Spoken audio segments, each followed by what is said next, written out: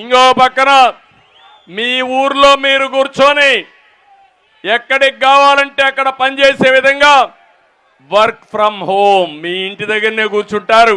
ప్రపంచ కంపెనీలకు మీరు పనిచేస్తారు.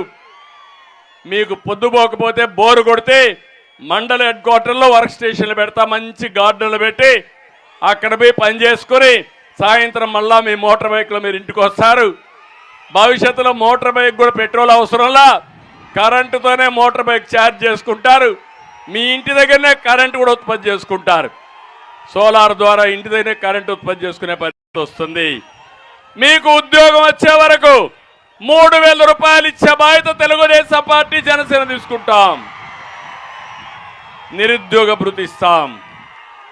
అన్నదాత కింద రైతులకు 20,000 రూపాయలు సంవత్సరానికి ఇచ్చే బాధ్యత తీసుకుంటాం. ఇది కాకుండా వెనుకబడిన వర్గాల కోసం ఒకటే హామీ ఇస్తున్న తెలుగుదేశం పార్టీకి వెన్నెముక వెనుకబడిన వర్గాలు, వారి వల్లనే ఈరోజు తెలుగుదేశం పార్టీ బ్రహ్మాండంగా ముందుకు పోయే పరిస్థితి వచ్చింది. మళ్ళీ జై హో బీసీ కింద ప్రత్యేక చట్టాన్ని తీసుకొస్తాం, సబ్ ప్లాన్ పెడతాం. నా వెనుకబడిన తరగతుల్ని, వెనుకబడిన వర్గాల్ని, 140 కమ్యూనిటీస్ని బాగు చేసే బాధ్యత తెలుగుదేశం పార్టీ జనసేన తీసుకుంటామని మీ అందరికీ హామీ ఇస్తున్నా. ఎస్సీలకు న్యాయం చేస్తాం, ఎస్టీలకు న్యాయం చేస్తాం, మైనారిటీలకు న్యాయం చేస్తాం. ఎంత దుర్మార్గుడంటే ఈ ముఖ్యమంత్రి ఒక దళిత డ్రైవర్ని చంపి డోర్ డెలివరీ చేసిన ఎమ్మెల్సీని ఊరేగింపుతో తీసుకుపోతారంటే ఈ పార్టీ వీళ్ళు మనుషులా రాక్షసులా నాకైతే అర్థం కావడం లేదు. దళితుల్ని అన్ని విధాల హింసలు పెట్టి వాళ్ళకిచ్చే 30 ప్రోగ్రాములుంటే అవన్నీ కూడా రద్దు చేసిన వ్యక్తి ఈ ముఖ్యమంత్రి. బడుగు బలహీన వర్గాల్ని పూర్తిగా చిన్న చూపు చూసే పరిస్థితికి వచ్చాడు. మా ఆడబిడ్డలందరికీ హామీ ఇస్తున్నా, ప్రతి ఒక్క ఇంటికి మంచినీళ్ళు తీసుకొస్తాను. రక్షిత మంచినీటి పథకాలు పెట్టి కొళ్ళాయి ద్వారా ప్రొటెక్టెడ్ వాటర్ ఇచ్చే బాధ్యత తెలుగుదేశం పార్టీ తీసుకుంటాం. ఇప్పటికే పక్క రాష్ట్రంలో ఇంటింటికి నీళ్ళు ఇచ్చే పరిస్థితికి వచ్చారు. ఇవన్నీ కూడా సూపర్ 6 కాకుండా ఇప్పుడు చెప్పినట్టే కాకుండా ఎస్సీల కోసం, ఎస్టీల కోసం, మైనారిటీ కోసం, బీసీల కోసం ఏం చేస్తామో తొందరలోనే ఒక ఎలక్షన్ మేనిఫెస్టో తీసుకొస్తాం. జనసేన తెలుగుదేశం తొందరలోనే అనౌన్స్ చేస్తామని చెప్పి కూడా నేను మీకు తెలియజేస్తున్నా. తమ్ముళ్ళు, ఈరోజు నిన్న మొన్న చూస్తున్నారు, జగన్మోహన్ రెడ్డి ఎమ్మెల్యేలు నమ్మడం లేదు. అవునా? నమ్ముతున్నాడా అని మిమ్మల్ని అడుగుతున్నా. అసలు ప్రజలు జగన్మోహన్ రెడ్డి నమ్మడం లేదు, ప్రజలు నిన్నమ్మడం లేదు. మీరు మాత్రం ఎమ్మెల్యేని నమ్మడం లేదు.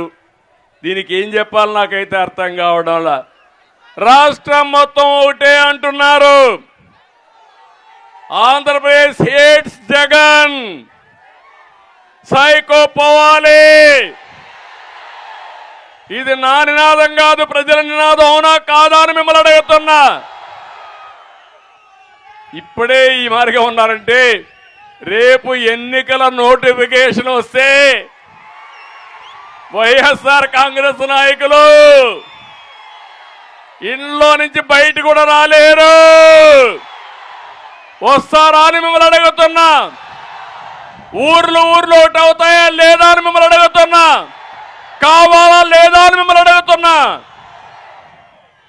ఇప్పుడు కొత్త పాలసీ తెచ్చాడు తమ్ముడు ఈయన. ఈ ఊర్లో చెత్త, ఆ చెత్త ఏం చేస్తున్నాడు, వేరే నియోజకవర్గాల్లో మార్చేస్తున్నాడు. ఎప్పుడన్నా విన్నారా మీరు ఇది? ఎమ్మెల్యేల ట్రాన్స్ఫర్లు ఉన్నాయా? ఎప్పుడన్నా స్వాతంత్రం వచ్చినప్పటి నుంచి మీరు చూశారు, అవునా కాదా? ఎప్పుడన్నా ఎమ్మెల్యేని ట్రాన్స్ఫర్ చేసిన సందర్భం ఉందా? మంత్రిని ట్రాన్స్ఫర్ చేసిన సందర్భం ఉందా? ప్రజాసేవ కోసం ఎంపిక చేసుకుంటాం. ఈ నియోజకవర్గంలో పనికి రాని చెల్లని కాసు పక్క నియోజకవర్గంలో వెళ్తుందా తమ్ముడు?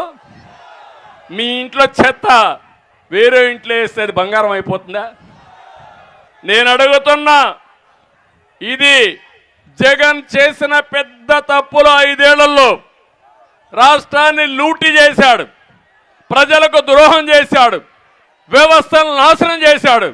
ఇప్పుడు అంటున్నాడు ఎమ్మెల్యేలు మార్చేస్తే నాకేదో ఓట్లు వేస్తారని. నేను ఒకటే చెప్తున్నా, మీరు ఓడిపోవడమే కాదు, జగన్మోహన్ రెడ్డికి ఇంకా పెద్ద శిక్ష చేయాల్సిన అవసరం ఉంది.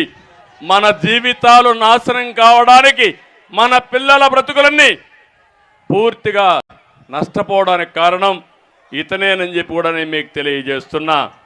మొన్నే చూశారు తమ్ముళ్ళు, అంబటి రాయుడు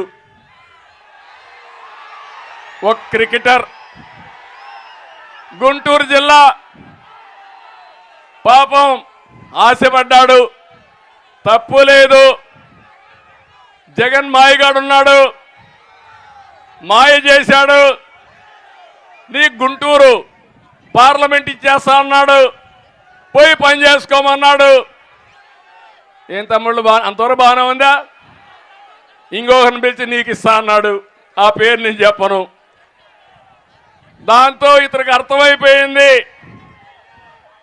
దాంతో ఆయన నైజం అర్థం చేసుకున్నాడు. వచ్చే ఎన్నికల్లో వైసీపీ క్లీన్ బౌల్డ్ అని అనుకొని అక్కడి నుంచి ఫీల్డ్ లేక్ ఎంటర్ కాక మునిపే పారిపోయాడు. అవునా కాదా? ఇది మీ అందరికి అర్థమైందా నేను అడుగుతున్నా. ఈ రాష్ట్రంలో అందరినీ మోసం చేసి, ప్రతిరోజు మాటలు చెప్పి, ఎదురుదాడి చేసి, నానా బూతులు తిట్టించి తద్వారా రాజకీయం అనుకుంటున్నాడు. నిన్న మొన్న కూడా చూశారు, ఎవడు నన్ను ఎక్కువ తిడితే, ఎవరు పవన్ కళ్యాణ్ ఎక్కువ తిడితే, ఎవరు లోకేష్ని ఎక్కువ తిడితే వాడికే సీటు. ప్రజలకు సేవ చేసిన వాడికి కాదు, ప్రజల్లో అభిమానం ఉండేవాడికి కాదు, డబ్బులకు రాజకీయంగా తిట్టేవాడికి ప్రాధాన్యత ఇచ్చేవాడు ఈ ప్రపంచంలో ఎవరన్నా చూశారా అని మిమ్మల్ని అడుగుతున్నా. ఇప్పుడు ఇక్కడ చూశారు విజయవాడలో, విజయవాడ వెస్ట్ ఆడొక ఎమ్మెల్యే ఉండేవాడు, ఇప్పుడు ఉన్నాడు కొబ్బరి చిప్పల మంత్రి. అవునా కాదా? ఆ కొబ్బరి చిప్పల మంత్రి మొత్తం ఎండోమెంట్స్ అంతా అప్రతిష్ట పాలు చేశాడు. ఇప్పుడు ఆ కొబ్బరి చిప్పల మంత్రి వెస్ట్ లో వేస్ట్ అయ్యాడు, సెంట్రల్ లో బెస్ట్ అయిపోతాడు.